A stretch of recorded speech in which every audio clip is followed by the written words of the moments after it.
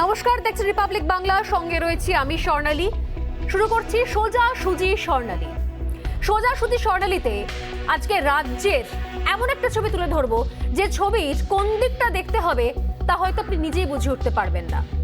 কারণ এমন এক রিপোর্ট এসেছে আমাদের হাতে, এমন এক রিপোর্ট দেখতে পেয়েছি আমরা। সেই রিপোর্টের পরে কে সত্যি কে মিথ্যে, কোথায় কার কোন উদ্দেশ্যে কি বক্তব্য রাখা, সবটা যেন গুলিয়ে একটা অদ্ভুত জিলিপির প্যাচ তৈরি হয়েছে। কোনটা আসল কোনটা নকল আমরা বুঝে পাচ্ছি না। এবং সেটা কোন বিষয় নিয়ে? না, রাজ্যের শাসন নিয়ে। রাজ্যে আইনের শাসন নেই, শাসকের শাসন চলছে। কোথায় বলা হচ্ছে এটা? ভোট পরবর্তী হিংসার রিপোর্টে এই রাজ্যের সরকারকে ঠিক এই ভাষাতেই তুলনা করেছে জাতীয় মানবাধিকার কমিশন। জাতীয় মানবাধিকার কমিশন যাদের হাতে দায়িত্ব যাওয়ার পর সব থেকে বেশি আপত্তি ছিল রাজ্য সরকারের। কারণ নির্বাচন পরবর্তী সময়ে ঠিক কি তথ্য তারা দেন, কি বিষয়ে তারা রিপোর্ট শেষ পর্যন্ত শেষ করেন, সেটা দেখার জন্য রাজ্যের তরফ থেকেও একটা প্রশ্ন ছিল যে এটা হয়তো নিরপেক্ষ হবে না। এবং হয়তো কেন, একাধিকবার বলা হয়েছে যে কেন্দ্রের একাধিক সংস্থা তারা নিরপেক্ষ কাজ করে না, এই অভিযোগ করা হয়েছে এর আগে। কবিগুরুর বাংলায় আজ গণতন্ত্র ক্ষুণ্ণ আক্রান্ত, এই ভাষায় বলা হয়েছে। এই যে এনএইচআরসি অর্থাৎ জাতীয় মানবাধিকার কমিশনের রিপোর্টের যদি আমরা দেখি যে শেষ পাতা যেখানে, সেখানে কবিগুরুর ভাষাতেই লেখা রয়েছে যে কি ছবি, কি পরিণাম হয়েছে কবিগুরু সোনার বাংলার। রিপোর্টে কবিগুরুকে উল্লেখ করেছে জাতীয় মানবাধিকার কমিশন। শেষ পাতায় কি লেখা রয়েছে? চিত্ত যেথা ভয় শূন্য উচ্চ যেথা শির। পংক্তিটি উদ্ধৃত করে কমিশনের প্রতিনিধিরা লিখেছেন, যে মাটিতে রবীন্দ্রনাথ ঠাকুরের জন্ম, সেই মাটিতে হাজার হাজার মানুষের উপরে এরকম নৃশংস অত্যাচার, খুন, ধর্ষণের ঘটনা অকল্পনীয়।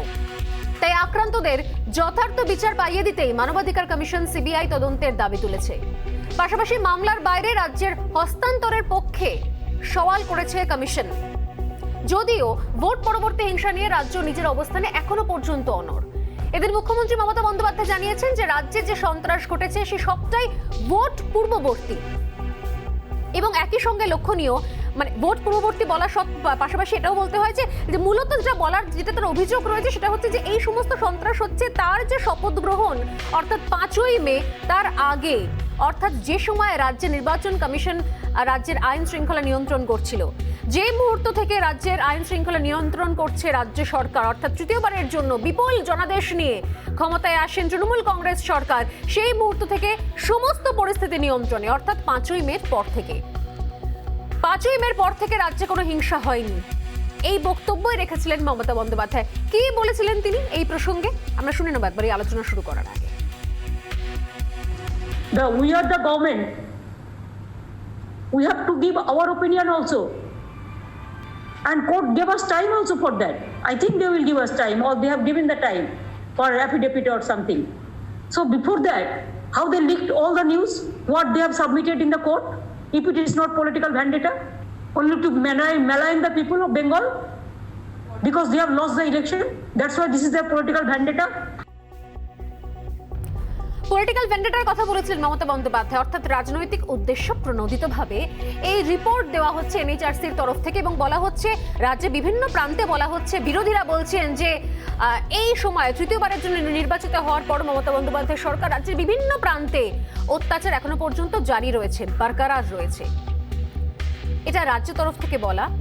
রাজ্যের মুখ্যমন্ত্রী মমতা বন্দ্যোপাধ্যায় তিনি বলেছিলেন যে সবটাই পলিটিক্যাল ভ্যান্ডেটা, অর্থাৎ রাজনৈতিক উদ্দেশ্য প্রণোদিত।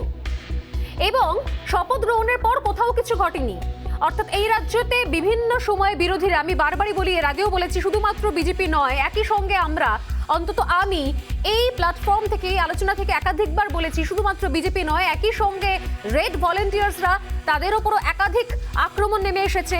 আইএসএফ কর্মী, আইএসএফ সমর্থক, তারাও দীর্ঘদিন ধরে বাড়ি ছাড়া ঘর ছাড়া ছিলেন। এমনকি আইএসএফ নেতা, রীতিমতো নিজের আসনে জিতে আসা বিধায়ক, তিনি তার এলাকায়, তার কেন্দ্রে ঢুকতে পর্যন্ত পারেননি দীর্ঘদিন ধরে। তাই রাজ্যের এই সমস্ত বিরোধীদের যা অভিযোগ, সে সমস্ত অভিযোগ উড়িয়ে দিয়েছিলেন তিনি পলিটিক্যাল ভেন্ডেটা বলে।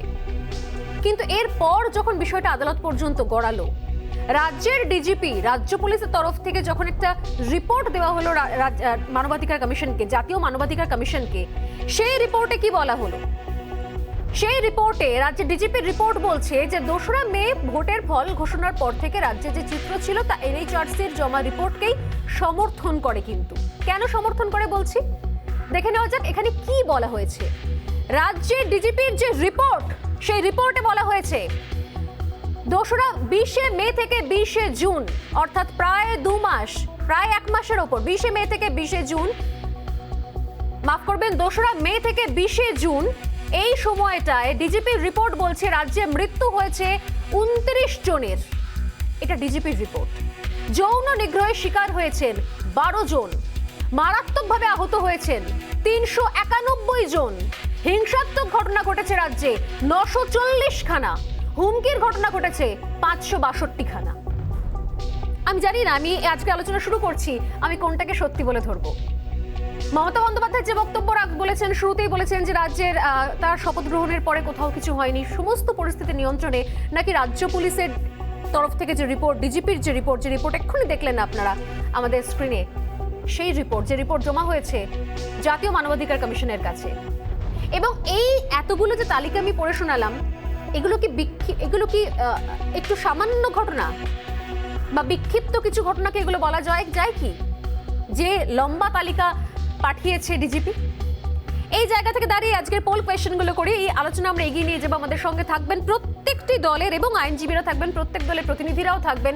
প্রত্যেকের কাছে আমার একদম সুস্পষ্ট স্পেসিফিক কোয়েশ্চেন থাকবে। তবে তার আগে যে প্রশ্নগুলো আপনাদের জন্য রয়েছে, যে প্রশ্নের উত্তরগুলো আপনারা দেবেন এই আলোচনা অবশ্যই শোনার পর, প্রথম পোল কোয়েশ্চেন আজকের, মানবাধিকার কমিশন কি পক্ষপাত দুষ্ট?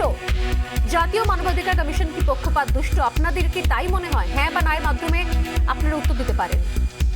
2 নম্বর প্রশ্ন, হিংসা রুখতে রাজ্যের ভূমিকা কি সন্তোষজনক? আপনার কি মনে হয়? এবং 3 নম্বর প্রশ্ন, রাজ্য পুলিশের রিপোর্ট কি রাজ্যের দ্বিচারিতা প্রকাশ্যে আনছে?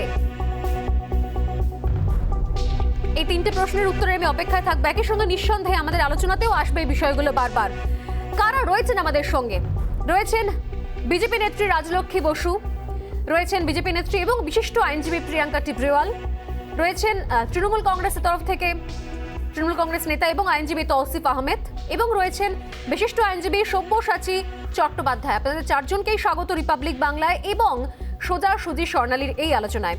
আমি শুরু করি, প্রথমেই আমি প্রিয়াঙ্কা টিব্রেওয়ালের কাছ থেকে শুরু করি, কারণ প্রিয়াঙ্কা দীর্ঘদিন ধরে এই বিষয়টা নিয়ে আন্দোলন করছেন, তিনি লড়াই করছেন আইনি পথে। কারণ শুরু থেকে তিনি রীতিমতো তালিকা তৈরি করে বলার চেষ্টা করেছেন যে বিষয়টা পোট্রে করা হচ্ছে, যে বিষয়টা সামনে তুলে ধরা হচ্ছে, সেটা আসল ছবি নয়, আসল ছবিটা একেবারে অন্যরকম। এবং এ রাজ্যে কোথাও ঘরে ফিরতে গেলেও পর্যন্ত আইনের দ্বারস্থ হতে হয়, আইনের দরজায় কড়া নাড়তে হয়। আমি প্রিয়াঙ্কার কাছে আসবো। প্রিয়াঙ্কা, আজকে যে ডিজিপির যে রিপোর্ট প্রকাশ্যে এসেছে 2রা মে থেকে 20 জুন পর্যন্ত, এই যে লম্বা একটা তালিকা আমরা দেখতে পাচ্ছি, আমরা কোনটাকে ঠিক বলে ধরবো? মমতা বন্দ্যোপাধ্যায়ের যে দাবি নাকি রাজ্য পুলিশের এই রিপোর্ট? প্রিয়াঙ্কা, আপনি কি বলবেন?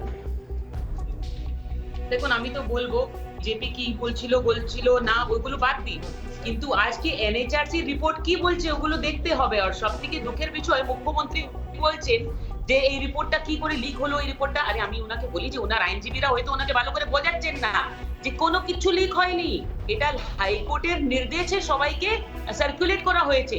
যেহেতু একটা ইন্টারিম রিপোর্ট কোর্টে ফাইল হয়েছিল, এটা কিন্তু সবার কাছে সার্কুলেটের অর্ডার ছিল না, কিন্তু লাস্ট ওকেশনে অনারেবল হাইকোর্ট বলেছে যে ফাইনাল রিপোর্টটা যে কোনো পিটিশনার আছে বা তাদের কাউন্সিল আছে বা স্টেট গভর্নমেন্ট বা অ্যাডভোকেট জেনারেল সবাইকে দেওয়া হবে, সেটাই দেওয়া হয়েছে। তো এবারে লিকের কোথায় কাহিনী এসে গেছে?